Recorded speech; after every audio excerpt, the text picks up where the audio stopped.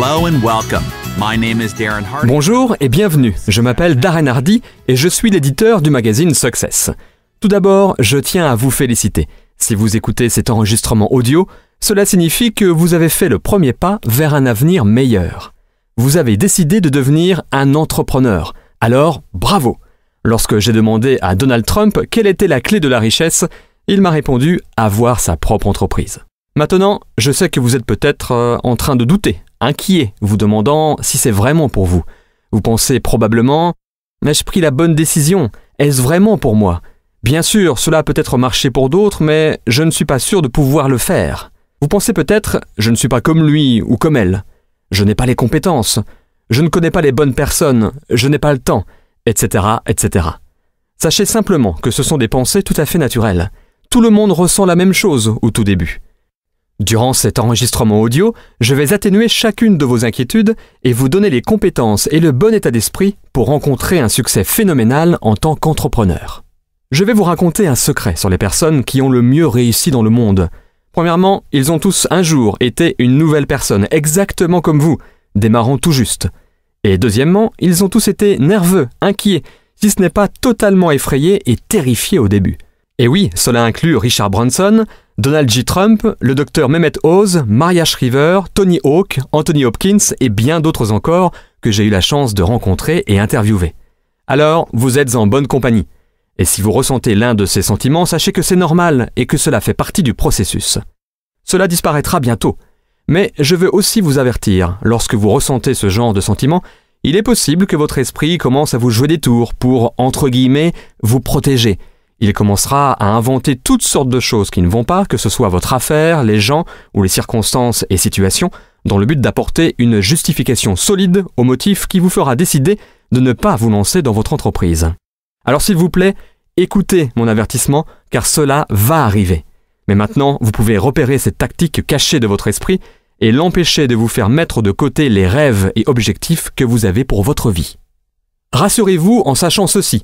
L'activité pour laquelle vous avez signé, des milliers de gens l'ont déjà fait et ont rencontré le succès, avec moins de préparation ou de bagages que vous. Aucune excuse formulée par votre esprit n'est valable. Ce ne sont que des tactiques de protection causées par la peur, n'y succombez pas. Et encore une fois, bienvenue dans votre passion future d'entrepreneur. J'ai hâte que, d'ici 3 à 5 ans, vous regardiez en arrière et disiez « Je me rappelle bien de mes débuts, ce que je ressentais et les batailles que j'ai dû combattre dans ma tête. » Mais bon sang, je suis bien content de l'avoir fait. Regardez ma maison, ma famille, mon style de vie, ces photos de nos nombreuses vacances. Regardez à quel point mes enfants réussissent, à quel point je peux soutenir mon église, mes amis et ma famille. Je suis vraiment heureux de m'être motivé lors de ces premiers jours pendant que je faisais la transition. Et c'est ce que je veux vous aider à faire la transition. La transition vers un état d'esprit d'entrepreneur. Parlons d'abord des variables impliquées dans la réussite de l'entreprise que vous avez décidé de rejoindre. Avant que je ne commence quoi que ce soit, j'aimerais évaluer tous les facteurs de succès variables. Qu'est-ce qui sépare une personne qui pourrait réussir d'une personne qui ne le pourrait pas? Quels sont le ou les facteurs qui font la différence? Il y en a 4. Évaluons-les ensemble. L'un d'entre eux est la société et sa direction. Est-ce que la société que vous avez rejointe a une politique et des procédures différentes pour les diplômes d'université que pour ceux qui n'ont jamais fini l'école? Les femmes reçoivent-elles des encouragements spéciaux que les hommes n'ont pas? Les jeunes gens sont-ils liés par des termes et conditions différents des personnes plus âgées? Non? Dans ce cas, la société est la même pour tous. Donc ce n'est pas une variable. Qu'en est-il des produits et services? Est-ce qu'ils envoient des produits différents dans les quartiers riches et les quartiers pauvres? Est-ce qu'ils offrent des produits VIP disponibles exclusivement sur la base de votre statut social, vos connexions politiques ou vos origines familiales? Si chacun travaille avec les mêmes produits et services, alors ce n'est pas non plus une variable de différenciation. Ok, alors qu'en est-il du plan de compensation? On devrait sûrement y trouver des inégalités, n'est-ce pas? Est-ce qu'il y a un plan de progression plus rapide pour les blondes que les brunes? Est-ce qu'il y a des bonus versés aux hommes que les femmes n'ont pas? Et qu'en est-il des personnes plus âgées, avec des familles? Est-ce qu'ils sont payés plus que les jeunes personnes célibataires, toutes juste sorties de l'université? Non. Alors, ça n'est pas fantastique? C'est véritablement le super employeur offrant l'égalité professionnelle. La situation est équitable pour tous, chacun travaille avec les exactes mêmes variables. Et puisque la société est déjà couronnée de succès, les produits se vendent déjà et le plan de compensation rémunère déjà des personnes avec un montant excessif d'argent. Aucun de ces points ne sont des variables. Ils ont tous été prouvés. Mais alors, quel est le seul facteur inconnu restant ? Il n'y a qu'une chose qui va déterminer votre réussite ou votre échec dans cette affaire. Il n'y a qu'une chose qui va déterminer le niveau de succès que vous rencontrerez dans cette affaire. Et c'est vous. Vous êtes le facteur inconnu. Et c'est ce à quoi sert cet enregistrement audio. Je veux vous aider à travailler sur vous-même pour faire la transition, développer l'état d'esprit d'un entrepreneur, devenir la personne que vous avez besoin de devenir dans le but d'atteindre le succès que vous cherchez en possédant votre propre affaire. Un niveau de réussite si important en fait que vous n'avez peut-être même pas osé le penser possible pour vous-même. Avant que nous passions au travail difficile de comment travailler sur vous-même, nous devons aborder vos motivations profondes. Nous devons aborder votre pourquoi. Voici ce que je suis certain de savoir. Sans un pourquoi assez fort, vous ne ferez jamais le comment de ce qu'il faut pour effectuer la transition et réussir dans votre propre entreprise. Dans mon livre « L'effet cumulé », je parle du fait que la volonté de faire quelque chose n'est pas suffisante. Le pouvoir de la volonté va vous faire défaut, comme c'est déjà arrivé auparavant, pour chaque nouveau régime, discipline ou résolution que vous vous êtes fixé. Ce dont vous avez besoin maintenant est du pouvoir du pourquoi. Vous avez besoin du pouvoir du pourquoi pour effectuer le changement et devenir un entrepreneur. Voici pourquoi. Le pouvoir de votre pourquoi est ce qui va vous faire continuer à travers les moments difficiles, exténuants, banals et laborieux. Tous les moyens de réussir, les comment sont dépourvus de sens et paraissent insurmontables tant que votre pourquoi n'est pas assez fort. Tant que vous ne déterminerez pas vos motivations et désirs, vous abandonnerez tout nouveau chemin que vous prenez pour une vie meilleure. Si votre pourquoi, votre désir n'est pas assez important, si la détermination de votre engagement n'est pas assez forte, alors vous finirez comme toute personne qui commence un nouveau régime ou signe pour une nouvelle opportunité d'affaires et abandonne trop vite, retournant aux insatisfactions de son ancienne vie. Ne laissez pas cela vous arriver. Laissez-moi faire une analogie pour vous aider à comprendre le concept. Imaginez que je mette une planche de 10 mètres de long et 30 cm de large sur le sol et vous dise « Si vous marchez sur toute la longueur de la planche, je vous donne 20 €. Le feriez-vous ? Bien sûr, c'est 20 € facilement gagnés. Mais que se passerait-il si je prenais cette même planche et en fasse un pont entre les toits de 2 bâtiments de 100 étages ? Et si je vous offre toujours 20 € pour marcher sur cette planche, le feriez-vous ? Vous me répondriez probablement « Aucune chance ». Cependant, imaginez que vos enfants soient sur le toit du bâtiment opposé et que ce bâtiment soit en feu. Les flammes les entourent et si vous ne traversez pas pour les sauver, ils périront certainement. Marcheriez-vous sur la planche maintenant ? Vous le feriez immédiatement, sans vous poser de questions, avec ou sans les 20 €. Maintenant, qu'est-ce qui fait que la première fois que je vous ai demandé de traverser sur la planche du haut des bâtiments, vous avez refusé, alors que la deuxième fois, vous n'avez pas hésité ? Les risques et les dangers étaient les mêmes. Qu'est-ce qui a changé ? Votre pourquoi a changé. La raison pour laquelle vous vouliez le faire. Vous voyez, lorsque la raison ou le pourquoi est assez important, alors vous êtes prêt à accomplir presque n'importe quel comment. Pour véritablement enflammer votre potentiel créatif et votre volonté intérieure, vous devez regarder plus loin que la motivation par des buts financiers et matériels. Ce n'est pas que ces motivations soient mauvaises, en fait, elles sont très bien. Je suis moi-même un amateur de belles choses, mais l'aspect matériel ne peut pas convaincre votre cœur, votre âme et vos tripes de rejoindre la bataille. Cette passion doit venir d'un endroit plus profond. Alors, la première chose que je peux vous défier de faire est de découvrir votre pourquoi. Pourquoi voulez-vous être un entrepreneur ? Pourquoi voulez-vous gagner plus d'argent ? Est-ce pour envoyer vos enfants dans les meilleures universités à travers le monde ? Est-ce pour aider votre église ? Est-ce pour acheter une maison à vos parents pour qu'ils n'aient plus à s'inquiéter de leur avenir financier ? Voulez-vous voyager ? Ne devoir rien à personne ? Avoir une indépendance financière totale et la paix d'esprit ? Pourquoi êtes-vous prêt à vous battre, à travailler jour et nuit ? Pour quelles raisons marcheriez-vous sur cette planche haute de 100 étages ? Ce que vous cherchez à révéler en vous est votre passion. À mon avis, et c'est aussi l'avis d'un grand nombre d'hommes et femmes d'affaires, les plus prospères sur la planète, c'est la découverte la plus importante que vous pouvez faire à propos de vous, la découverte de votre passion personnelle. Cela sera le carburant de votre moteur entrepreneurial. Cela insufflera de la vie dans vos buts, rêves et ambitions. Bien, maintenant que nous savons que c'est votre pourquoi qui propulsera votre moteur et que c'est la force émotionnelle de votre passion qui alimentera votre moteur au fur et à mesure que vous avancerez, je dois vous aider à éviter ce que j'appelle les 5 pièges cachés de la création d'entreprise.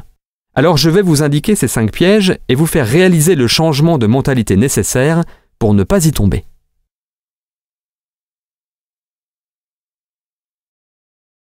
Êtes-vous prêt? Très bien. Voici le facteur de succès numéro 1. Tout ce que vous avez accumulé en travaillant dur jusqu'à maintenant est inutile. Toutes les études que vous avez faites, votre CV, tous les prix que vous avez reçus, les titres que vous avez atteints durant l'ascension des échelons professionnels, tout ceci n'a aucune valeur dans votre réussite en tant qu'entrepreneur. En fait, je vais aller jusqu'à dire que ces facteurs de succès seront vos plus grands ralentisseurs dans votre capacité à réussir dans ce domaine. Pourquoi? Essentiellement parce que vous avez passé les dernières 10, 20, 30, 40 ou même 50 années à vous reposer sur ces forces que vous avez développées. Votre succès était basé sur à quel point vous faisiez bien les choses, à quel point vous vous présentiez bien, vendiez bien et réalisiez de bonnes performances. Votre procédure unique dans votre travail était votre arme secrète et votre avantage. L'affaire dans laquelle vous êtes maintenant n'est pas à propos de vous ou ce que vous pouvez faire. En fait, c'est le modèle opposé. C'est l'un des changements de mentalité les plus importants que je peux vous aider à faire pour vous aider à réussir dans cette entreprise. Votre carrière précédente était basée sur vos efforts, vos livrables. Cette nouvelle entreprise offre le modèle opposé. Ce n'est pas à propos de ce que vous pouvez faire, mais ce que vous pouvez modéliser et faire reproduire à des centaines, milliers et même dizaines de milliers de personnes. Vous êtes habitué à produire 100% des résultats grâce à vos efforts. La beauté de ce modèle est que vous pouvez gagner 1% des efforts de 100 personnes, si ce n'est pas 1% de 1000, 10 000 ou plus de personnes, au lieu de seulement 100% de vos propres efforts continus. Vous n'êtes plus le sujet, le modèle de duplication simple et facile l'est. Je sais que c'est un concept qui sera difficile à intégrer pour vous, car avant, votre modèle de réussite était construit sur les qualités uniques et dynamiques de vos compétences et procédés. Maintenant, l'objectif est le contraire. La solution est un système simple, de façon à ce que chacun, quel que soit son passé, ses compétences ou sa localisation géographique, puisse faire avec succès ce que vous faites. Pour passer de vous seul à quelques personnes, puis une centaine et ensuite des milliers, vous avez besoin d'un système simple et duplicable que toute personne avec peu ou pas de compétences puisse utiliser n'importe où et n'importe quand. L'entreprise que vous rejoignez possède un tel système. Ne l'entravez pas. S'il vous plaît, écoutez bien ceci. Vous allez éprouver plus de difficultés avec ce que vous avez besoin de désapprendre, d'oublier, qu'avec ce que vous devez apprendre pour être couronné de succès dans cette affaire. Vos décennies de conditionnement académique et professionnel vont vous forcer à interférer avec ce modèle de duplication simple et à effet de levier. Et même si vous avez la chance d'avoir trouvé cette opportunité tôt dans votre vie professionnelle, vous allez quand même avoir tendance à vouloir le faire à votre façon et donc à saboter le système. Laissez-moi vous donner des conseils essentiels pour vous aider à éviter le piège numéro 1. Voici le premier. Oubliez tout ce que vous connaissez. Soyez à nouveau un écolier. Ayez la volonté d'apprendre de façon insatiable. C'est comme ceci. Imaginez acheter une franchise McDonald's. Il est prouvé qu'ils ont établi et développé un système qui fonctionne et rapporte de l'argent. Maintenant, vous arrivez et dites « Hé, j'adore les sandwichs au jambon, alors je vais remplacer le Big Mac par le Big Pig. » Non, vous ne feriez pas ça. Quoi qu'il fasse, cela a été développé suite à des études appliquées, de la recherche et des tests. N'interférez pas avec cela. Contentez-vous de les suivre. Deuxième conseil. Faites confiance et connectez-vous au système. L'impératif le plus important pour promouvoir la duplication est d'avoir un système auquel tout le monde, où qu'il soit, puisse se connecter. C'est là que vous transférez le sujet d'être à propos de vous à être à propos du système. Vous ne voulez pas faire tout le travail, déjà cela ne fonctionnera pas, et vous vous tuerez à essayer. Non. Vous voulez que le système fasse tout le travail. Non seulement cela fonctionnera pour vous, mais cela marchera pour tout le monde. Et c'est là que la magie de la duplication entre en scène et envoie votre potentiel financier dans la stratosphère. Et tout cela est de plus renforcé par le troisième conseil. Utilisez les outils, n'en soyez pas un. L'entreprise a minutieusement développé et mis à votre disposition les meilleurs outils possibles. Ils ont collaboré avec les meilleurs experts et investi beaucoup d'argent pour créer des matériaux et documents conçus professionnellement, des CD, des DVD, des sites internet, des magazines, des brochures et d'autres encore qui racontent l'histoire de l'activité, de l'entreprise et de l'opportunité. Vous n'avez pas besoin de le faire, alors Ne le faites pas. Voyez-le de cette manière. L'outil est la publicité ou l'histoire du produit, du service et de la société. La société aurait pu payer des opérateurs de chaînes câblées, des stations de radio ou des journaux pour publier cette publicité, mais au lieu de cela, il vous donne l'opportunité de le faire. La société en bénéficie en ayant sa publicité réalisée par une source de confiance, crédible, vous, et pour vous, le bénéfice est que si la personne est intéressée, vous êtes payé, au lieu que ce soit des gens de la chaîne télé, de la station de radio ou du journal. Et pas seulement une fois, à chaque fois. Et pas seulement à chaque fois que vous montrez cet outil, mais à chaque effet de ricochet, effet viral qui part de ce point. Parlons donc du piège numéro 2, le manque de structure. À première vue, cela paraît être formidable. Vous êtes enfin libre. Vous n'avez plus à faire de navette pour aller au même endroit jour après jour et après jour. Vous n'êtes plus relégué à rester dans votre petit bureau à cloison ou enchaîné à votre bureau entouré par les 4 mêmes murs. Il n'y a personne à qui vous devez dire oui, remettre des rapports ou qui est toujours là à vous surveiller. Vous n'avez pas besoin de téléphoner si jamais vous allez arriver en retard ou demander pour prendre des vacances ou même pour aller à un rendez-vous médical. Vous êtes libre. Vous pouvez faire ce que vous souhaitez lorsque vous le souhaitez et de la façon dont vous le souhaitez. Et pour le nouvel entrepreneur, c'est terrible. C'est terrible car c'est un territoire complètement étranger qui peut être incroyablement inconfortable. Tout au moins, les comportements, les disciplines et les systèmes de motivation personnelle et d'auto-responsabilisation ne sont pas développés. Pensez-y. Pour la plupart des gens, leur vie entière a été rigoureusement structurée. Lorsque vous étiez à l'école, on vous a dit combien d'unités vous deviez avoir pour obtenir tel ou tel diplôme. On vous a remis un programme avec des attentes précises, des délais stricts et vous étiez testé sur vos performances. Vos résultats vous étaient remis en noir sur blanc sur votre feuille d'examen. Lorsque vous avez quitté l'école et obtenu un emploi, on vous a dit où vous asseoir, quand vous y asseoir, pour combien de temps, quand aller déjeuner et quand revenir, et exactement ce que vous deviez faire lorsque vous étiez assis à cette place. On vous a remis un descriptif de poste et vous étiez redevable de rapports de progression réguliers. Et tout ceci sous l'œil vigilant et constamment ouvert de quelqu'un employé simplement pour vous surveiller ou, je cite, vous superviser. Ces comportements, formations, conditionnements et routines ont été développés sur 10, 20, 30, peut-être même 40 ou 50 ans. Vous pouvez voir pourquoi, lorsque tout ceci est supprimé et que le nouvel entrepreneur se tient debout, sans toute cette rigoureuse structure, il peut paniquer ou être totalement improductif. Il essaie de convertir la table de cuisine en un bureau. Ses collègues de travail sont le frigo, la télé, le canapé ou les enfants qui ont toujours besoin de quelque chose et qui ont maintenant un domestique toujours disponible. Et sans patron pour les pousser à produire des résultats, la plupart des gens finissent par justifier leur, je cite, « travail » en devenant des experts sur les produits ou en faisant des listes et préparant des documents ou simplement en continuant à se préparer, et ils ne passent ainsi jamais à l'action. On dirait qu'ils ont travaillé toute la journée, mais ils n'ont en fait jamais fait les bases d'introduire le produit ou l'opportunité à une nouvelle personne, avec l'aide d'un outil bien sûr, ou de faire un suivi sur quelqu'un contacté plus tôt. Ne confondez jamais activité avec productivité, ou mouvement avec réalisation. Il y a une grosse différence.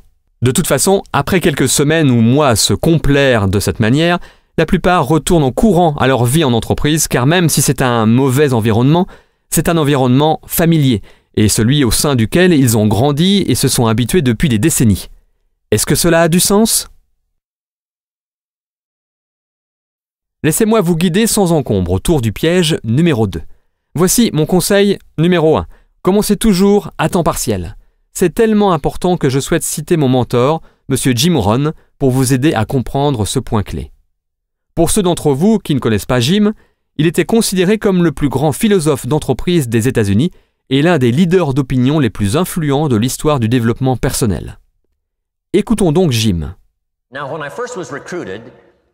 Après avoir été recruté, je suis alors un distributeur de ce petit produit. Et voici ce que mon mentor, M. Schultz, me dit. Il me dit « Monsieur Rohn, vous pouvez commencer à travailler pour cette affaire miracle à temps partiel. Vous n'avez pas à le faire à temps complet. Vous pouvez commencer quelques heures par semaine. » Et il ajoute « Si vous consacrez pour commencer, disons, 10, 12 ou 15 heures par semaine et que vous commencez à faire un profit, alors vous pouvez dorénavant dire « Je travaille à temps plein dans mon emploi et à temps partiel sur ma fortune. » car les profits mènent à la fortune. Je fus totalement enthousiasmé par cette philosophie. Je travaille à temps plein sur mon emploi, mais maintenant, je travaille à temps partiel sur ma fortune. J'avais trouvé un moyen de non seulement gagner ma vie, mais, vous n'allez pas le croire, faire fortune. Pouvez-vous imaginer ce que cela fait de se lever le matin pour aller travailler sur sa fortune ? Ne pas aller au boulot pour payer son loyer, ce qui est ok, mais avoir la chance d'aller travailler pour faire fortune. Alors je me suis dit, à l'heure actuelle, je travaille à temps partiel sur ma fortune et j'ai un emploi à temps plein. Mais je ne vais pas attendre longtemps avant de travailler à temps plein pour faire fortune. Pouvez-vous imaginer ce que ma vie va être ? Maintenant, je vais vous dire quel était mon premier but lorsque j'ai commencé. C'était que je voulais que le montant du profit que je faisais à temps partiel soit égal au montant de mon salaire d'employé à temps plein. Cela s'appelle la magie du temps partiel. C'est exaltant pour les gens de commencer à travailler pour leur propre affaire, même à temps partiel, car cela signifie que vous travaillez à la réalisation de profits. Et cela ne prend pas beaucoup de temps. Si vous vous concentrez vraiment pendant ces 10, 12 ou 15 heures par semaine, cela ne sera pas long. Si vous le faites comme il faut et apprenez certaines des compétences dont je vais vous parler, cela ne sera pas long avant que vous ne gagniez autant à temps partiel en travaillant à faire fortune qu'à temps complet dans votre emploi. C'est ce que j'ai fait en moins de 6 mois. Maintenant, j'ai une fantastique proposition à vous faire. J'ai trouvé un moyen, à temps partiel, de travailler pour faire fortune et je gagne autant d'argent que ce que je suis payé dans mon emploi à temps plein. Vous voulez entendre mon histoire ? Ce fut incroyable. Je vais vous faire part de mon deuxième but maintenant. De me faire 2 fois plus d'argent à temps partiel en travaillant à faire ma fortune que ce que je gagnais dans mon emploi à temps plein. Et je l'ai atteint en moins d'1 an. À temps partiel, en travaillant à faire fortune, je gagnais le double de ce que je gagnais à temps plein. Maintenant, j'ai une fantastique invitation. J'ai trouvé un moyen, grâce à une opportunité unique, de travailler à temps partiel à faire fortune et je gagne maintenant 2 fois plus qu'en étant employé à temps plein. Vous voulez entendre mon histoire ?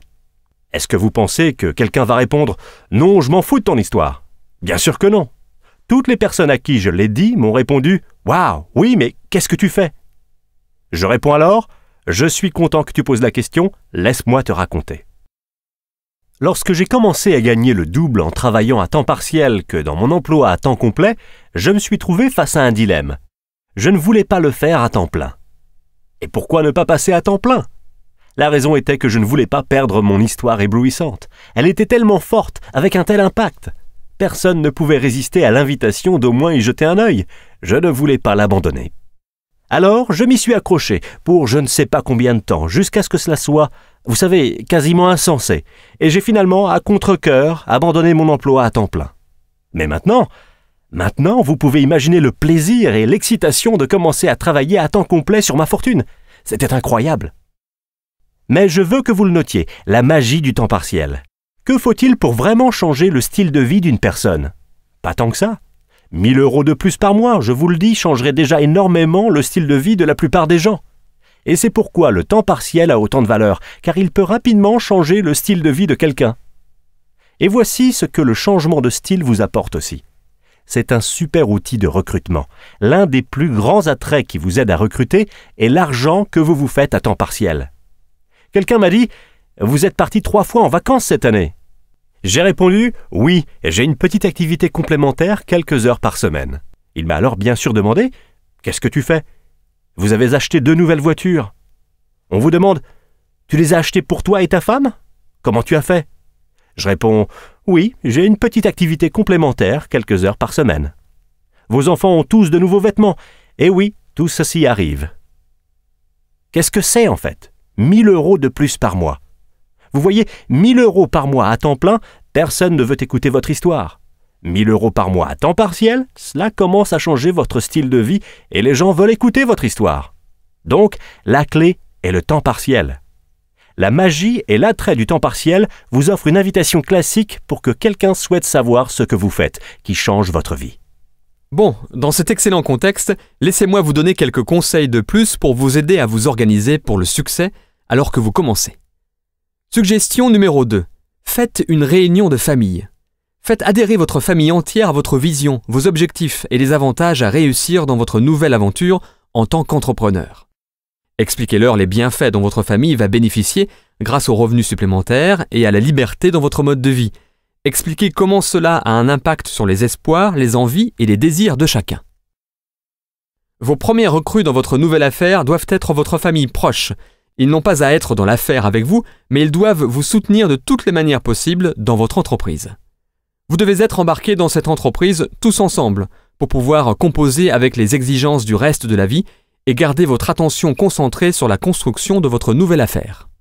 Vous allez devoir leur expliquer les sacrifices à faire à court terme, nécessaires pour, par la suite, obtenir les récompenses que tout le monde recherche.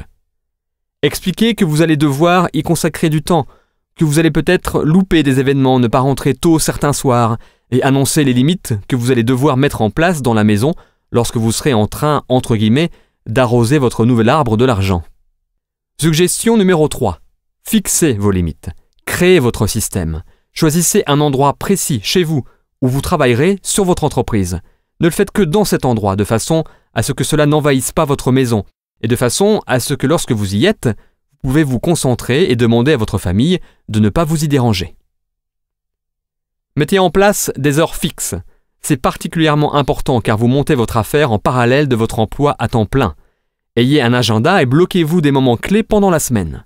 Notez les heures des réunions locales, des conférences téléphoniques et formations. Notez lorsque vous aurez des réunions autour d'un café ou au moment du déjeuner avec des prospects ou des nouvelles recrues. Réservez-vous du temps pour passer des appels de prospection et de suivi. Organisez simplement les heures auxquelles vous travaillerez sur votre affaire. Et maintenant, j'ai une autre importante suggestion pour vous. Protégez ces tranches de temps. Travaillez pendant celles-ci comme si votre vie en dépendait. Votre vie future en dépend.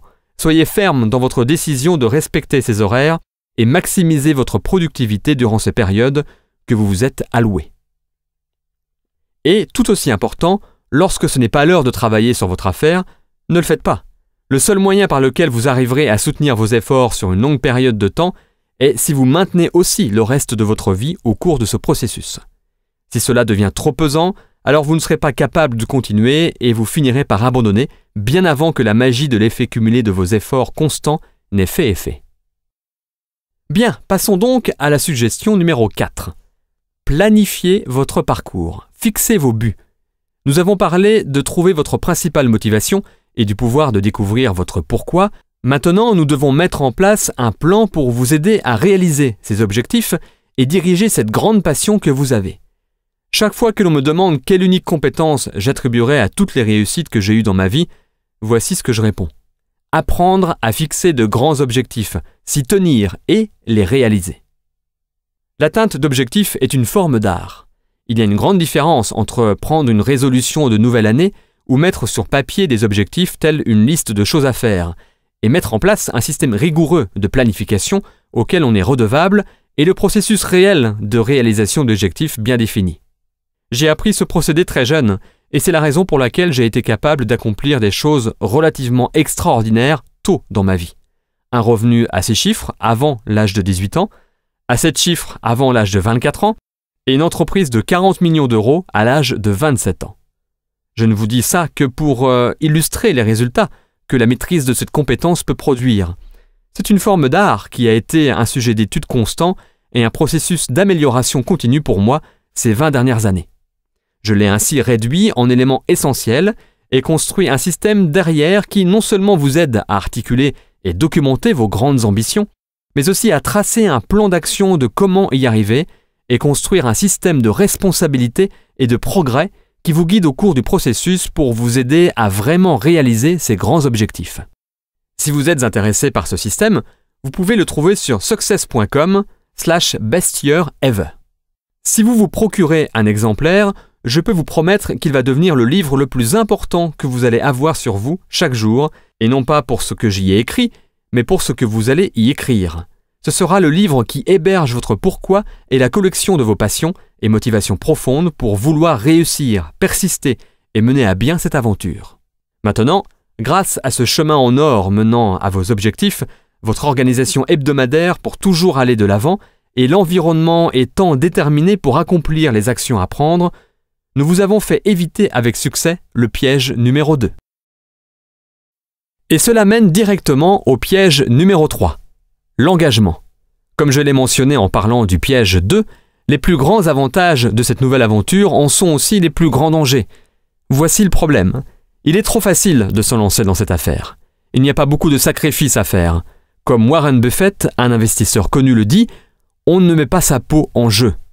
Vous ne risquez rien, même si je ferais remarquer que votre avenir entier, votre future liberté financière et émotionnelle sont en jeu, mais cela ne semble jamais être suffisant. Vous devez risquer vos finances pour obtenir l'attention des gens. Et c'est là que réside le problème. Cela ne coûte pas cher de se lancer dans cette affaire. Si on y entre facilement, on en sort aussi facilement. C'est pourquoi cette activité a souvent une porte-tambour évidente. Mais l'activité n'est pas le problème, les gens sont le problème. Ou plus exactement, leur manque d'engagement est le problème. Dans la plupart des cas, ce piège est le seul obstacle dans le parcours d'une personne voulant réussir. Le modèle d'activité est prouvé. Il a déjà fonctionné pour des milliers de personnes. Le fonctionnement réel de l'activité est d'une facilité ridicule. Cela ne nécessite ni éducation antérieure, ni expérience, ni formation, ni compétence, ni quoi que ce soit. Tout ce que ce modèle nécessite est un engagement à le mener à bien jusqu'à ce qu'il fonctionne et de continuer vos efforts jusqu'à ce que l'effet cumulé se déclenche, ce qui mettra en route la machine à argent. Mais pourtant, peu de gens prennent l'engagement de persévérer, alors que c'est aussi simple que cela. La meilleure définition de engagement que j'ai entendue jusqu'à présent est « l'engagement est de faire la chose que vous avez dit que vous alliez faire, bien après que le sentiment ressenti lorsque vous l'avez dit vous ait quitté ». Je vous préviens, à l'heure actuelle, vous êtes peut-être tout feu tout flamme à propos de cette entreprise. Vous vous dites « jamais, jamais je n'abandonnerai tant que je n'ai pas réussi ». Mais ce sentiment va finir par s'estomper. Vous retournerez à votre vie routinière, fréquenterez les mêmes personnes, vos pairs et votre famille, et serez frappé par la complexité des obligations de la vie. Cela sera à ce moment que votre engagement sera mis au test. Votre humeur sera différente, mais votre engagement à rester dans l'activité devra être le même. Voici le meilleur conseil que je puisse vous donner pendant tout cet enregistrement audio. Vous êtes prêts? Alors, le voici. Quelle que soit l'activité pour laquelle vous avez signé, faites-en toujours partie dans un an. Avez-vous bien entendu? Je suis sérieux, c'est très simple. Soyez encore part de cette activité dans un an. Et d'entre-temps, faites simplement ce que nous avons discuté jusqu'à maintenant. Suivez le système, utilisez les outils, organisez votre situation de travail et exécutez les bases encore et encore pendant cette première année. Je peux vous dire avec une grande conviction que si vous faites cela, restez une année et répétez les bases systématiquement pendant cette année, vous rencontrerez le succès. Sans blague, c'est tout. Si c'est la seule chose que vous retenez de votre écoute, de vous engager et de dire « Voilà, je vais faire ça pendant une année, je vais suivre le système et faire les activités simples pendant toute cette année », alors vous venez d'avoir une astuce à 1 million d'euros. Souvenez-vous-en. Maintenant, j'aimerais vous présenter M. Robert Kiyosaki. Oui, le célèbre auteur de Père riche, Père pauvre, qui va vous stimuler un peu plus sur ce sujet. Robert va vous dire pourquoi vous et votre développement personnel sont les clés d'une plus grande réussite en tant qu'entrepreneur, et pourquoi vous devriez vous y consacrer pendant non pas une année, mais 5. Voici un extrait de son livre audio, The Perfect Business. Écoutons Robert. Lorsque je suis rentré du Vietnam, à nouveau, mon père pauvre m'a dit « Retourne à l'école ». Et pour une raison que j'ignore, cela ne me paraissait pas la chose à faire. Ce n'était pas ce que mon intuition me disait de faire. Alors, j'ai préféré faire un travail dans le développement personnel. Et j'ai découvert que le développement personnel est bien plus épanouissant, bien plus enrichissant. Mais que cela signifie que je dois sortir de mon esprit, changer mon code de pensée. Et cela signifie que je dois faire de mon mieux pour devenir plus important que ma situation actuelle. Vous savez, la plupart des personnes sont accablées par l'environnement, et particulièrement pendant cette crise. Les gens perdent leur emploi, ils manquent d'argent, bref, le monde les écrase. Le développement personnel signifie que vous devenez plus important que vos problèmes. Si vous avez des dettes, vous devez devenir plus important que votre dette. Si vous ne devenez pas plus important que votre dette, alors vous ne résoudrez jamais le problème. Si vous gagnez, disons, 40 000 euros par an, alors vous devez devenir plus important que ces 40 000 euros par an. Et ça, c'est ce que le développement personnel est. Dans les entreprises traditionnelles, ils diront toujours « Eh bien, il faut vivre en dessous de vos moyens. Vous savez, être heureux d'avoir un emploi. Et puis, Vous savez, l'année prochaine, on vous augmentera peut-être de 2%, mais seulement si vous faites ce que l'on vous dit. Ce n'est pas du développement personnel. Cela s'appelle de l'esclavage personnel. Vous devenez un esclave de l'entreprise. Si c'est ce que vous voulez faire, restez-y. Ayez une bonne vie. Ce n'est pas ma vie. J'avais besoin de devenir plus important que mes problèmes. Lorsque j'ai fondé ma première entreprise en 1978, j'ai gagné beaucoup d'argent. C'était une entreprise de portefeuille en nylon et velcro pour les surfeurs, et je suis rapidement devenu millionnaire. Mais j'ai perdu tout mon argent, et je me suis retrouvé avec une dette de près de 800 000 €. Et ce que mon père riche m'a dit à ce moment-là fut « Félicitations, tu viens d'échouer. Et tous les entrepreneurs qui réussissent échoueront d'abord 3, 4 ou 5 fois. Ils couleront autant d'entreprises, mais à chaque fois, tu en ressortiras plus intelligent. Alors votre première tâche est de trouver le moyen de rembourser ces 800 000 €. Vous voyez, je n'ai jamais déclaré faillite. J'ai juste eu à devenir plus malin et à être plus important que 800 000 €. Et ce fut le meilleur programme de formation que je n'ai jamais eu. J'ai dû reconstruire mon entreprise et rembourser les gens. Vous voyez, si j'avais eu un emploi, je n'aurais jamais pu rembourser ces 800 000 €, pas en gagnant 80 000 € par an. Il n'y aurait pas eu moyen. Les impôts m'auraient tué. Alors une fois de plus, ce fut le développement personnel. Une fois que je suis devenu plus important que ces 800 000 €, c'était fantastique. Et maintenant, je vise les centaines de millions d'euros. Le développement personnel est donc simplement le fait de devenir plus important que vos problèmes. Le seul problème est que vous faites face à des problèmes plus importants. Et aujourd'hui, le défi est devenu de définir l'importance de mes problèmes pour pouvoir ensuite les résoudre. La plupart des gens abandonnent face à leurs problèmes. Ils se sentent plus petits que leurs problèmes, et c'est là où la vie s'arrête pour eux.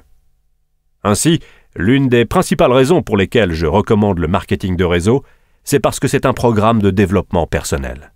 Vous savez, vous ne rejoignez pas la société et devenez riche la semaine d'après.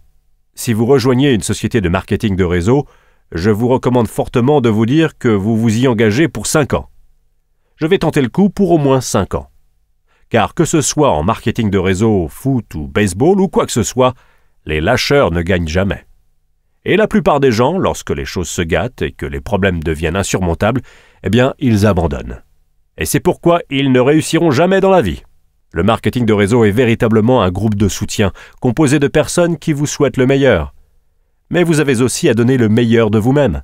Et c'est pourquoi je vous dis de considérer un engagement de 5 ans et de faire de votre mieux pendant ces 5 ans.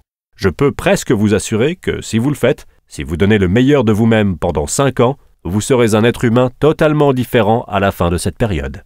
Voilà, j'espère que vous avez compris le point clé. Considérez l'affaire comme une affaire sérieuse et vous serez récompensé. Contrairement à la plupart des affaires, elle a la capacité de vous récompenser.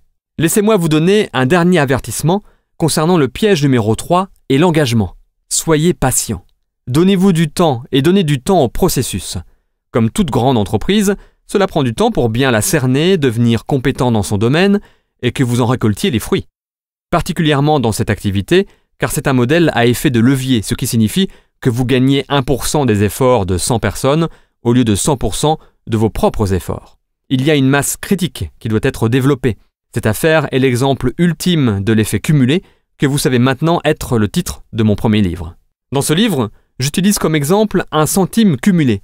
Un centime qui double chaque jour pendant 31 jours. Lorsque le centime commence à se cumuler, à se multiplier, il n'est que de 2 centimes le 2e jour, puis 4 centimes le 3e jour. En continuant comme ça jusqu'au 10e jour, il n'est que de 5 € et 12 centimes. Alors imaginez que ce soit vos mois dans l'affaire. Cela fait maintenant 10 mois que vous vous êtes lancé et vous avez un revenu de 5 € et 12 centimes. Est-ce que vous avez l'impression que cela ne marche pas? On pourrait effectivement le croire. Mais ce que vous ne savez pas, c'est que vous avez initié l'effet cumulé. Si vous restez fidèle à votre engagement, vous verrez jusqu'au bout du 20e jour, le centime s'élève à 5 242 €. Toujours pas une fortune, mais si vous continuez avec patience, régularité et engagement, au bout du 31e jour, ce centime cumulé sera alors devenu 10 727 418 €. Ce qu'il est important de comprendre est que le calcul effectué entre le jour 1 et 2, et entre le jour 30 et 31, et entre tous les autres jours, est exactement le même. Mais vous ne pouvez voir la magie de la croissance exponentielle qu'à partir du moment où elle a atteint sa masse critique. C'est exactement ce dont vous allez faire l'expérience en construisant votre affaire. Et vous allez devoir avoir la volonté de continuer, en ayant la foi en ce principe, en sachant que même si les résultats ne sont pas visibles, l'effet cumulé est en cours. Et si vous vous y engagez constamment et assez longtemps, la récompense sera astronomique. C'est pourquoi je vous demande simplement de vous engager à être toujours là dans un an, de répéter les principes simples fondamentaux pendant cette période, car vous allez avoir l'impression que cela ne marche pas. Mais si vous continuez, l'effet cumulé va finalement faire son effet, et avant que vous ne vous en rendiez compte, votre récompense a été multipliée bien plus que vous ne l'aviez imaginé. Tout ceci nous amène directement au prochain piège, car comme vous avancez durant cette première année, sans forcément voir de résultats, vous êtes un peu vulnérable, et cette prochaine difficulté peut vraiment vous prendre au dépourvu. Piège numéro 4. L'image de soi. Parce que le reste du monde a été conditionné autant que vous l'avez été, par le milieu universitaire, la culture d'entreprise, les médias, les normes de la société, un entrepreneur peut se retrouver à contre-courant de la société. C'est là que vos amis et votre famille, plein de bonnes intentions, enfin en quelque sorte, essaient de vous raisonner sur vos nouvelles ambitions. Tout d'abord, il est important de reconnaître quelques-uns des sentiments de rejet que vous pourrez ressentir, et pourquoi ils peuvent être différents de tout ce que vous avez connu auparavant. Je ne veux pas que vous soyez pris au dépourvu par ce piège, alors laissez-moi vous expliquer. Le rejet par ses amis et sa famille peut vous faire souffrir plus que le type de rejet que vous auriez pu subir au travail.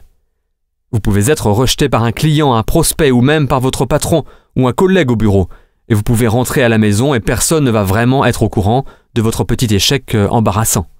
Mais quand les amis et la famille vous rejettent ou rejettent votre nouvelle entreprise, cela devient plus personnel et public.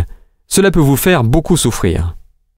Quand ils disent non à votre idée de gadget au bureau, vous pouvez vous dire « Eh bien, ce n'est simplement pas pour eux ». Alors quoi? Quand ils vous disent de ne pas créer votre entreprise, cela se ressent comme s'ils vous disaient non à vous. Mais vous allez vite vous en rendre compte, ce n'est pas à vous qu'ils disent non. Ce n'est pas vous qu'ils rejettent. Ils sont en train de se dire non à eux-mêmes.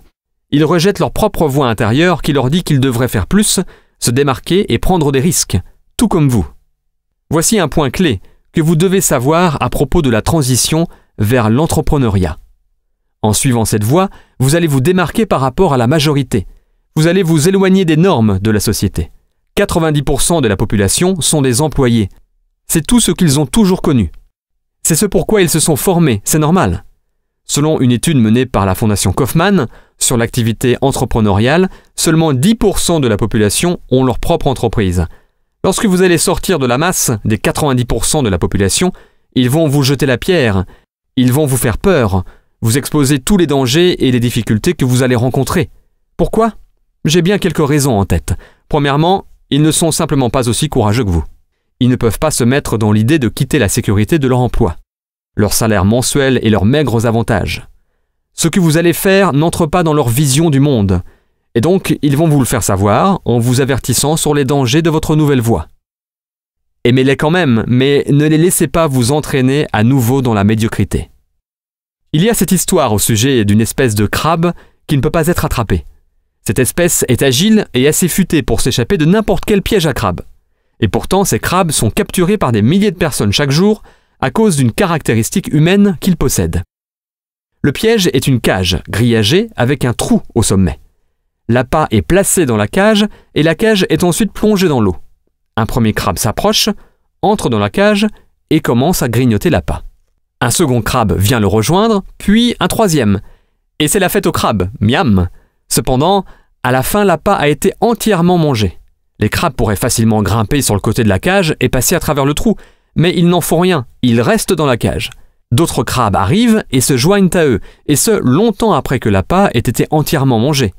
Si l'un des crabes se rend compte qu'il n'y a plus aucune raison de rester dans la cage et tente de s'enfuir, les autres crabes vont se liguer contre lui et l'empêcher de sortir. Ils vont sans cesse le faire tomber du côté de la cage. S'il persiste, les autres vont lui arracher ses pinces pour l'empêcher de grimper. S'il persiste encore, ils vont le tuer. Les crabes, par la force de la majorité, restent ensemble dans la cage. La cage est hissée et c'est l'heure du dîner sur la jetée. La principale différence entre ces crabes et les êtres humains est que les crabes vivent dans l'eau alors que les êtres humains vivent sur Terre. Quiconque a un rêve, un de ceux qui pourraient le sortir de ce qu'il associe à un piège, doit se méfier des autres habitants de ce même piège. Maintenant, les crabes humains n'ont pas pour habitude d'utiliser la force physique. Même s'ils ne sont certainement pas au-dessus de la violence, ils n'en ont généralement pas besoin. Ils ont des méthodes plus efficaces telles que les insinuations, le doute, les railleries, les moqueries, les sarcasmes, le mépris, les ricanements, le dénigrement, l'humiliation, les taquineries, le mensonge et des dizaines d'autres tactiques qu'ils utiliseront pour vous retirer vos pinces ou détruire vos rêves. Méfiez-vous des crabes autour de vous, satisfaits de rester dans le piège et voulant vous garder avec eux. Deuxièmement, vous leur renvoyez une mauvaise image d'eux-mêmes. Vous êtes comme un miroir géant pour eux et vos actions sont reflétées vers eux. Ils savent qu'ils devraient faire ce que vous êtes en train de faire, mais ils ont peur. Ce que vous faites leur renvoie une mauvaise image d'eux-mêmes parce qu'ils ne sont pas en train de faire ce qu'ils devraient. Au lieu de faire comme vous, il est plus facile pour eux de se moquer de vous, d'essayer de vous convaincre que ce que vous faites est stupide, idiot, mauvais ou fou, dans l'espoir que vous abandonnerez et que vous reviendrez avec eux, la majorité, de telle sorte qu'ils n'auront plus à vous voir et à se sentir mal dans leur peau. Il est important de réaliser que leurs commentaires en disent plus long sur eux-mêmes et sur leurs peurs faisant surface dues au fait que vous sortiez de la masse que sur vous et ce que vous faites. Aimez-les quand même, mais ne les laissez pas vous entraîner à nouveau dans la médiocrité. Un collègue dans une précédente entreprise que j'avais créée m'a parlé d'un article qu'il a lu il y a quelque temps. Cette réalité a changé ma vision de l'importance de l'opinion des autres. Cet article dévoile que lors d'un enterrement, une moyenne d'environ 10 personnes pleurera. J'ai pensé, quoi ? Vous voulez dire que je peux travailler dur toute ma vie en essayant de satisfaire les autres et qu'à la fin seulement 10 personnes pleureront ? Cela devient pire.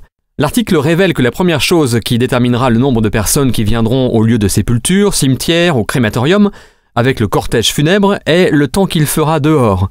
Il a été constaté que s'il pleut, plus de 50% n'iront pas au cimetière. J'ai trouvé cela horrible en fait. Ce n'est pas la façon dont vous vivez votre vie qui sera le facteur numéro 1 déterminant, mais le temps qu'il fera dehors. Quand j'ai entendu ça, ma vision tout entière sur le fait de vivre pour obtenir l'approbation ou les faveurs des gens a changé.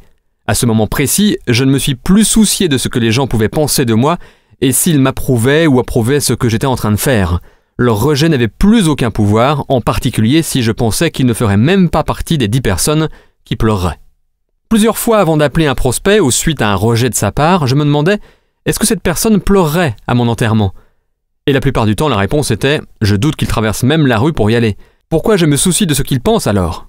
C'est une manière très libératrice d'y penser. Et la vérité est que nous passons trop de temps de notre vie à s'inquiéter sur le fait d'être rejetés par les autres alors que ces personnes ne viendraient même pas à votre enterrement. Et même s'ils viennent, ils ne pleureront probablement pas. Et s'ils viennent et qu'il pleut, ils vont probablement abandonner le cortège funèbre aussi. Je vous laisse prendre conscience de cette réjouissante perspective. Ne laissez pas les gens qui n'ont pas d'importance être importants. Et ensuite, il y a l'excellent conseil de notre ami John Addison. Ne jamais accepter les conseils de personnes qui ont plus foiré que vous. C'est une bonne philosophie de vie à suivre. Steve Jobs a dit quelque chose de très beau dans son discours d'ouverture à la promotion de diplômés de 2005 de l'université de Stanford, qui était tout juste 1 an après qu'il ait été diagnostiqué avec un cancer du pancréas et qu'on lui avait donné 3 à 6 mois à vivre, délai qu'il a dépassé bien sûr. Permettez-moi de vous le répéter ici, citation. « Votre temps est limité, alors ne le perdez pas à vivre la vie de quelqu'un d'autre. Ne soyez pas prisonnier du dogme, ce qui consiste à vivre d'après les réflexions d'autres personnes. Ne laissez pas les opinions des autres étouffer votre voix intérieure, cœur et intuition. Quelque part, ils savent déjà ce que vous voulez réellement devenir. » Et cela nous amène gracieusement à notre dernier piège potentiel. Et c'est donc le piège numéro 5. Le produit que vous allez vraiment partager, c'est vous. C'est une importante distinction à comprendre. Vous voyez, quand vous êtes à votre travail, vous accomplissez une tâche. Cela peut être programmateur informatique, directeur marketing, directeur des systèmes ou ingénieur réseau, peu importe. Quand vous entrez dans votre monde du marketing, l'idée qui est en fait une idée fausse est que vous devez mettre en avant le produit ou le service de l'entreprise, ou l'opportunité d'affaires, ou la liberté financière, ou la santé, ou l'espoir, ou plein d'autres choses encore. Mais ce que vous devez réellement mettre en avant, c'est vous. Et c'est une réalité effrayante pour la plupart des gens. Vous voyez, dans le monde de la présentation de produits et plus particulièrement dans le monde du recrutement, vous êtes dans un monde d'attraction.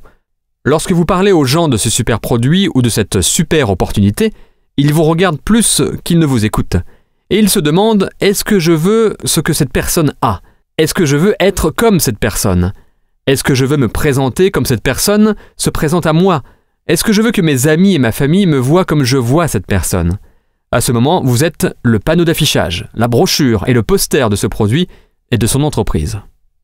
À quoi l'entreprise ressemble si vous vous regardez dans le miroir ? La réponse à cette question est ce que vous voulez constamment améliorer. Vous voyez, ce n'est pas ce que vous dites qui donne du pouvoir et de l'influence à vos mots, c'est qui vous êtes derrière ces mots qui leur donne du pouvoir. C'est une importante distinction parce que les gens sont constamment en train de se demander quoi dire. Ils pensent que c'est le script qui importe. Ce que vous dites a en fait très peu à voir avec votre capacité à influencer et séduire. Permettez-moi de vous donner un exemple parfait. Le plus grand recruteur dans le monde a eu l'un des pires scripts imaginables. Je veux dire, si vous étiez un scénariste, vous le trouveriez épouvantable. Voici ce qu'il a dit. « Suivez-moi. » C'est tout. C'était son script de recrutement en entier. Mais il a été efficace. Pourquoi ? Ce n'était pas par rapport à ce qu'il a dit, c'était par rapport à qui il était. Son nom était Jésus de Nazareth. Et sa réputation était bien plus importante que les mots qu'il a employés. Pensez-y un instant. C'est vrai aussi pour vous. Il y a des personnes dans ma vie qui, si elles m'appelaient et me disaient « suis-moi », je les suivrais sans poser de questions.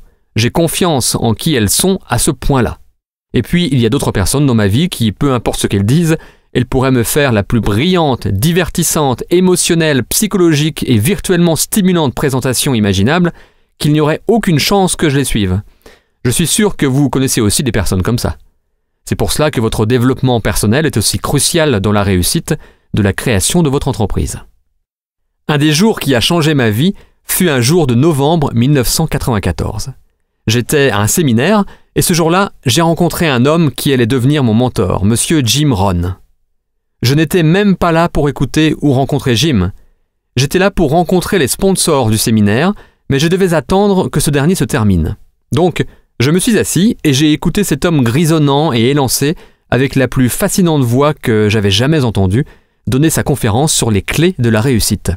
Ce qu'il disait me captivait.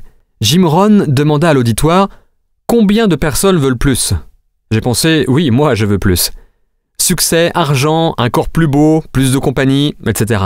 J'attendais les instructions sur comment faire pour avoir tout ça. À cette période de ma vie, j'avais expérimenté un peu de succès déjà, mais je l'avais connu grâce à une force pure et brutale. J'ai été agressif, j'ai travaillé, j'ai échoué, mais j'ai persisté pour que chacun se rende compte de mes accomplissements. J'ai réussi en travaillant. Mais ce que Jim a dit après allait multiplier mes revenus, mes objectifs et mes résultats. Et ce n'était pas en travaillant plus. Jim continua. « Si vous voulez avoir plus, vous devez devenir plus. » Il a dit « Le succès n'est pas un processus basé sur le fait de faire. Il s'agit d'un processus basé sur le fait de devenir. Ce que vous faites, ce que vous poursuivez, vous échappera. C'est comme chasser des papillons. Le succès est quelque chose que vous attirez de par la personne que vous devenez. » J'ai pensé « Waouh !» C'était la première fois que j'entendais cette perspective pleine de perspicacité et de sagesse. Jim continua « Pour que les choses s'améliorent, vous devez vous améliorer. Pour que les choses changent, vous devez changer. Et lorsque vous changez, tout change pour vous. » Waouh ! Ce fut les clés du royaume pour moi, et ce qui m'entraîna dans un voyage sans fin pour un développement personnel constant. Et il avait raison. L'année suivante, j'ai triplé mes revenus et atteint un revenu à 7 chiffres par an. Et dans les 4 ans qui ont suivi, mon travail ne fut pas différent, mais la manière dont je le faisais l'était. Et c'est ce qui a fait toute la différence du monde. Je vous invite à un tel voyage. Le voyage pour un développement personnel permanent. Si vous voulez plus dans la vie, c'est la voie royale pour y parvenir. Comme Jim Rohn a dit, vous voulez travailler plus sur vous-même que vous ne le faites pour votre job. Dans ce cas-là, vous voulez travailler plus dur sur vous-même que pour votre entreprise. En fait, votre entreprise, c'est vous. Le plus vous grandissez, le plus votre entreprise grandira.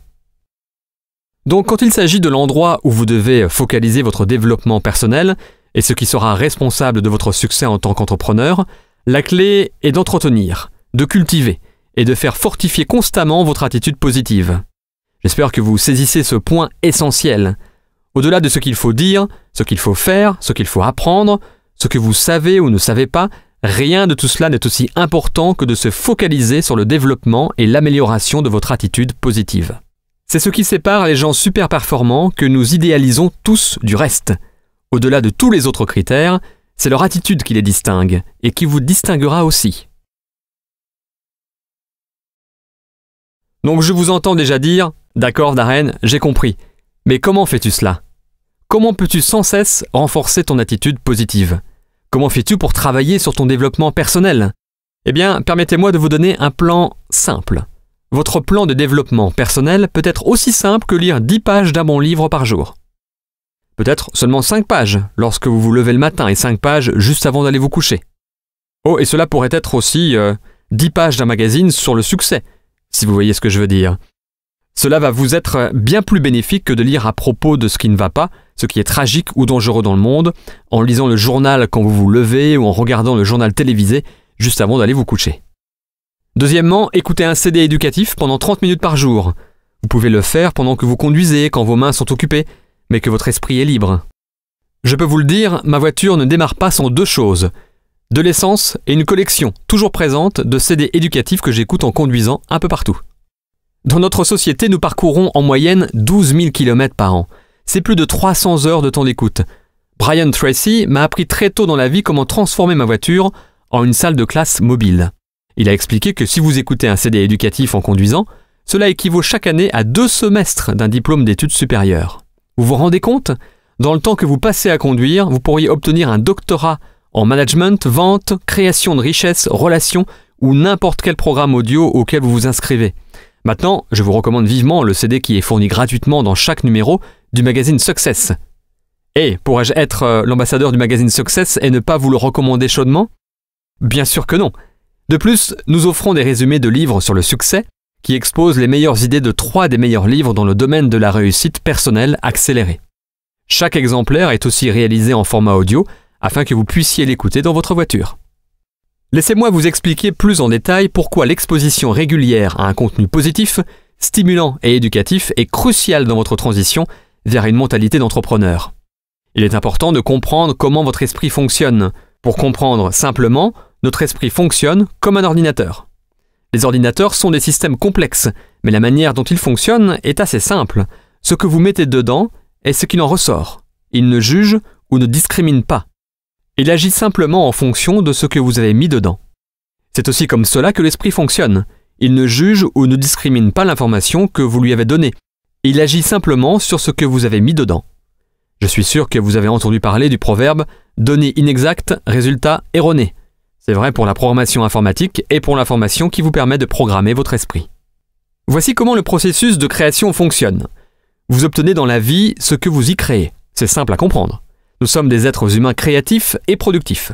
Notre vie résulte de ce que nous avons créé. Donc, qu'est-ce qui génère ce processus de création ? Vous créez ce à quoi vous vous attendez.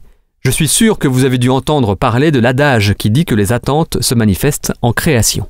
Ce que vous souhaitez qu'il arrive est ce que votre capacité créative va produire. Donc, qu'est-ce qui génère vos souhaits ? Vous souhaitez ce à quoi vous pensez. C'est pourquoi tous les livres légendaires de développement personnel ont focalisé sur cette façon de penser. Des livres comme « Réfléchissez et devenez riche »,« Le pouvoir de la pensée positive »,« La magie de voir grand »,« L'homme est le reflet de ses pensées », etc. Tous ces livres expliquent comment vos pensées finissent par contrôler tous les résultats de votre vie. Ce que vous pensez se produit. Cependant, je cours toujours après la question la plus profonde. Si ce sont nos pensées qui génèrent nos souhaits, qui eux-mêmes génèrent nos créations, qui eux-mêmes génèrent nos résultats dans la vie, qu'est-ce qui contrôle nos pensées ? Cela semble par conséquent la question essentielle, pas vrai ? Et la réponse est simple. Quelles que soient les données que nous donnons à nos oreilles et à nos yeux, c'est ce qui va mettre en route tout ce processus de création. Vous voyez, votre esprit est comme un verre vide. Il accueillera tout ce que vous lui donnerez. Vous mettez les derniers potins, les gros titres des magazines à scandale, les émissions de télé-réalité, et vous êtes en train de verser de l'eau sale dans votre verre. Si vous avez de l'eau foncée, lugubre et angoissante dans votre verre, tout ce que vous créez sera filtré à travers ce désordre boueux parce que c'est tout ce à quoi vous penserez. Données inexactes, résultats erronés. Toutes ces mauvaises nouvelles télévisées et diffusées à la radio à propos de meurtres, complots, décès, crises économiques et affrontements politiques génèrent votre processus de réflexion, ce qui génère vos souhaits, ce qui génère votre créativité. Mauvaise nouvelle. Mais tout comme un verre sale, si vous le rincez avec de l'eau propre et claire sous le robinet assez longtemps, vous finirez par avoir un verre d'eau claire et pure. Qu'est-ce que de l'eau claire? Des données et des idées positives, stimulantes et soutenues. Des histoires qui inspirent. Des personnes qui, malgré les difficultés, surmontent les obstacles et réalisent de grandes choses. Stratégies de succès, prospérité, santé, amour et joie.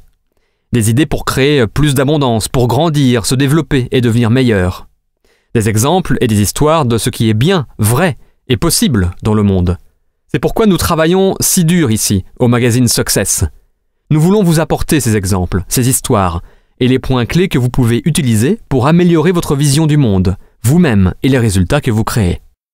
C'est aussi pourquoi je lis plusieurs pages de quelque chose de stimulant et d'éducatif le matin et le soir, et que j'écoute des CD de développement personnel dans ma voiture. Je nettoie mon verre et je nourris mon esprit. Est-ce que cela me donne un avantage par rapport au gars qui se lève et lit le journal le matin ou écoute la radio pendant son trajet aller-retour à son travail et qui regarde les news le soir avant d'aller se coucher? Bien sûr que cela m'en donne un. Et vous pouvez en avoir un aussi. Maintenant, écoutez ça.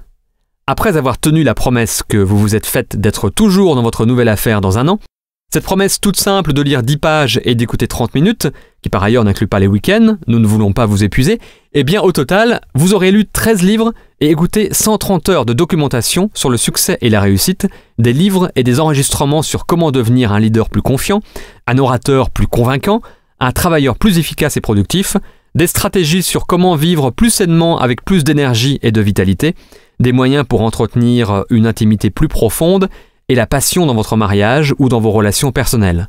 Tout. Imaginez l'impact que toute cette éducation peut avoir sur qui vous êtes et comment vous vous présentez au monde, plus particulièrement à vos amis et à votre famille et à ceux avec qui vous communiquez tous les jours. Cela vous rendra attirant bien au-delà de ce que vous pouvez imaginer, et cela fera de vous un aimant qui attirera des personnes qui partagent la même vision que vous. Donc, où pouvez-vous trouver ces ressources? Encore une fois, vous pouvez vous rendre sur success.com, vous abonner au magazine Success et trouver d'autres livres et enregistrements audio pour continuer à nourrir et rincer votre esprit. Comme je l'ai mentionné auparavant, je vous recommande tous les enregistrements audio de Jim Rohn, et plus particulièrement mon livre et son enregistrement audio, L'effet cumulé. Vous pouvez également vous inscrire en ligne pour recevoir Les graines du succès, qui est gratuit et offre des super idées, des conseils et des avis inspirés dans votre boîte de réception chaque jour. Si vous voulez une liste complète de toutes mes ressources préférées sur le développement personnel, vous pouvez les trouver sur mon blog darrenhardy.success.com.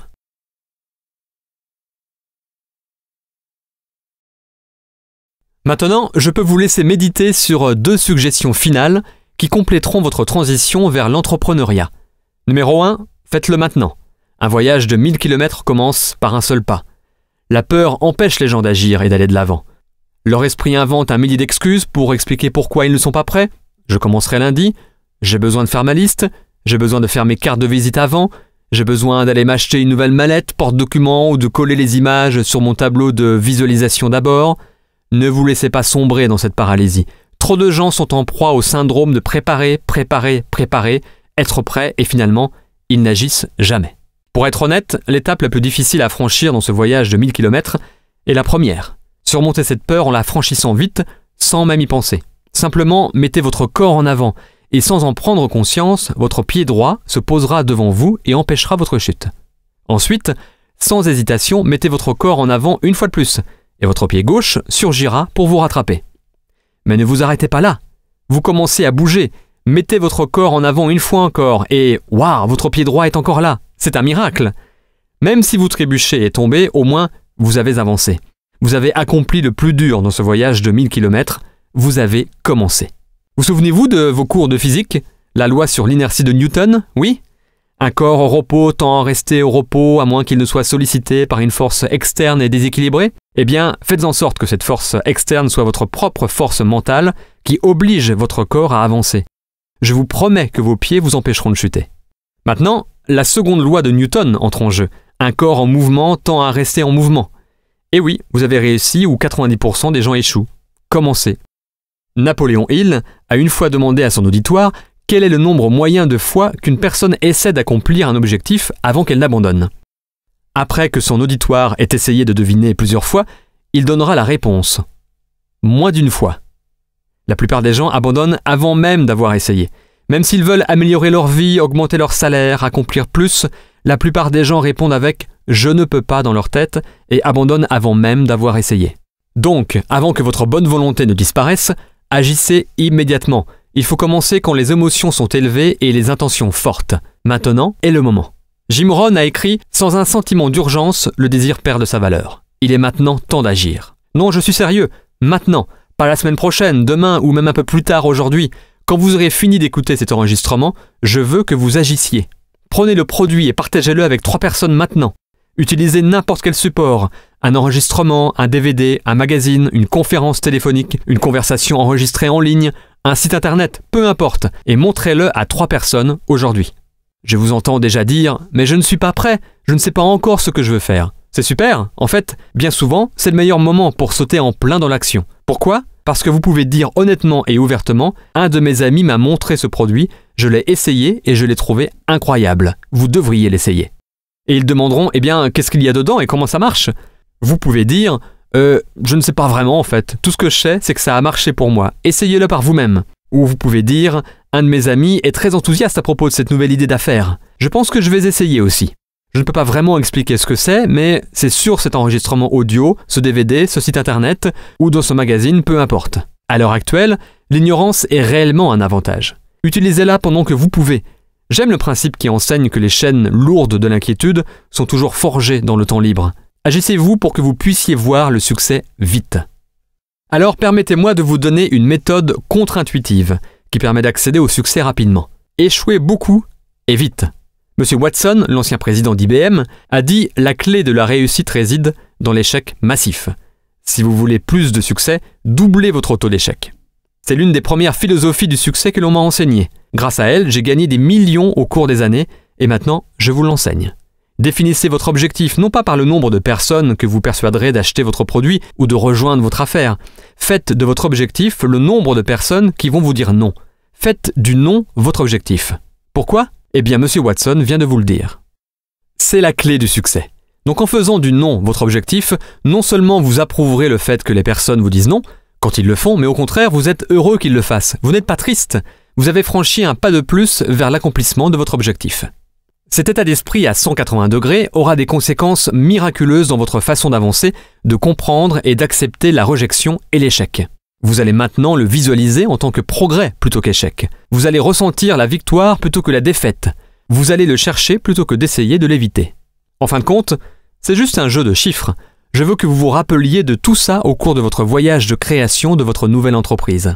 Certains vous diront oui, d'autres non. Alors quoi ? Suivant, il suffit de s'adresser à la prochaine personne. Je vais vous mettre au défi de réaliser ceci comme votre premier objectif. Maintenant, c'est un gros objectif. Donc je veux que vous soyez prêts. Vous pouvez le diviser en 2 ou en 4 si vous voulez seulement la moitié ou le quart de succès. Mais si vous voulez vraiment briser l'inertie, ne vous défilez pas à la ligne de départ, mais au contraire, enjambez-la. Je vous mets au défi de faire ça. Êtes-vous prêts ? Très bien. Allez trouver 10 personnes qui vous diront non dans les 7 prochains jours. Cela peut être non merci, pas moyen, vous avez perdu la tête, c'est non, ou simplement non. Mais les peut-être ne comptent pas. Pour réussir votre objectif, vous devez obtenir 10 non, fermes et certains. Faites ce que Jim Rohn a dit. Conviez-les à être l'un des 7 sur 10 qui vous disent non. Comme ça, vous pouvez garder la loi de probabilité, la loi des moyennes en mouvement. Donc pour faire ça, je suppose que vous allez devoir vous présenter à environ 30 personnes dans les 7 prochains jours, car 20 d'entre elles seront toujours en train de bavasser alors que vous effectuerez le processus de suivi. Vos présentations doivent être de qualité, ce qui implique que vous devez réussir à mettre le produit ou le support dans leurs mains. Un enregistrement, un DVD, un magazine, une conférence téléphonique ou d'autres supports professionnels que l'entreprise vous a fournis. Ensuite, demandez « Voulez-vous l'acheter » ou « Voulez-vous avoir ce que je vais avoir ?» Je vais vraiment bien réussir, que ce soit avec ou sans vous. Voulez-vous me joindre ou pas ? C'est tout. Allez chercher 10 personnes qui vous répondront non au cours de ce processus. C'est probable que quelqu'un dise « Oui, je veux ça » ou « Oui, je vous suis ». Mais ce n'est pas l'objectif, juste un bonus intéressant. L'objectif est de récolter 10 non. Très bien, maintenant, faites-le. Cela pourrait être le défi le plus important que vous ayez jamais relevé. Non pas qu'il soit très gros ou même difficile, mais il y a une part de magie incroyable dans le fait d'agir pour soi-même, dans le fait d'avancer et de surmonter assez d'échecs pour remporter assez de victoires et avoir la chance de continuer ainsi chaque jour. Ce processus de commencement pourrait faire la différence dans votre transition vers l'entrepreneuriat, qui dans 1, 2 ou 5 ans pourrait être la raison du pourquoi vous avez un style de vie si abondant, avec une autonomie financière et une liberté de temps, le plaisir de voyager autour du monde et d'apporter une contribution significative à d'autres personnes et organisations dont vous vous souciez. La manière dont cette aventure se terminera pour vous dépend beaucoup de comment elle a commencé. Commencez maintenant. Et voici le dernier ingrédient que vous devez incorporer pour réussir votre transition vers l'entrepreneuriat. C'est un des ingrédients clés que j'ai pu observer chez toutes les personnes qui ont accompli de grandes choses et que j'ai eu la chance de rencontrer. Et c'est cela, détermination.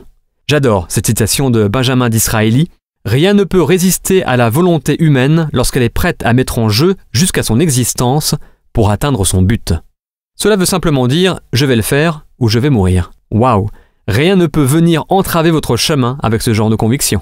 Je veux que vous visualisiez votre nouvelle entreprise, votre nouvelle affaire, comme une montagne dans votre vie, avec une mentalité « ça y est ». Maintenant, quand vous aurez terminé d'écouter cet enregistrement audio et commencerez à parler de votre affaire aux gens, ou leur parler de cette montagne que vous allez escalader, vos amis et votre famille bien intentionnés vont vous dire « Quoi? Tu es fou! Tu ne sais pas comment escalader les montagnes, c'est trop dangereux! Tu devrais rester à ton travail! Tu es chanceux d'avoir un emploi dans ce climat économique! Tu ne devrais pas partir escalader des montagnes! Descends de cette montagne! » Et vous allez devoir les regarder droit dans les yeux et leur dire « Je vais au sommet ». Vous allez commencer à escalader cette montagne et les autres vont venir vers vous et vous dire « Tu sais, j'ai entendu dire que cette montagne n'est pas bonne. J'ai entendu dire que d'autres ont essayé de l'escalader et qu'ils sont tombés et se sont fait très mal. Tu ne devrais pas escalader cette montagne. Tu vas sûrement tomber et te faire mal aussi. Reste prudent et descends de cette montagne. » Et vous allez devoir les regarder droit dans les yeux et leur dire « Je vais au sommet. » Vous allez continuer d'escalader votre montagne et à nouveau, les autres vont venir vous voir et dire « Et tu sais, si tu veux vraiment escalader des montagnes, tu ne devrais pas escalader cette montagne. Elle est trop rocheuse, trop glissante, trop dure. Et cela va prendre beaucoup trop de temps. Tu devrais rester ici avec nous et escalader cette montagne. C'est plus facile, plus rapide. Et nous te ferons une offre spéciale si tu l'escalades. » Et vous allez devoir les regarder droit dans les yeux et dire « C'est ma montagne et je vais au sommet. Vous allez me voir, soit vous faire un signe du sommet, soit mort sur un des côtés. Je ne reviens pas. » C'est le genre de détermination que je vous souhaite. Cette détermination accompagnée de votre pourquoi, de votre engagement sans faille d'essayer pendant au moins 1 an et de votre point de départ de récolter 10 noms dans les 7 prochains jours vous assure quasiment un glorieux succès. Dans les 7 prochains jours, je vous encourage d'écouter cet enregistrement audio maintes et maintes fois. Utilisez-le pendant vos 7 premiers jours pour élever votre esprit et revigorer votre morale. Écoutez-le encore et encore pour continuer à vous encourager d'avancer. Bon, je suis vraiment excité pour vous. C'est le début du reste de votre vie. Votre décision et maintenant les actions que vous allez mettre en œuvre vont à jamais avoir un impact sur le futur de votre famille. La vie ne sera plus jamais la même à partir d'aujourd'hui. De nombreuses possibilités s'offrent maintenant à vous. Vous pouvez maintenant devenir la personne que vous étiez supposé être et vivre la vie que vous étiez supposé vivre. Je vais vous laisser avec les paroles célèbres d'Henri David Thoreau. Dirigez-vous avec confiance dans la direction de vos rêves. Vivez la vie que vous avez toujours imaginée.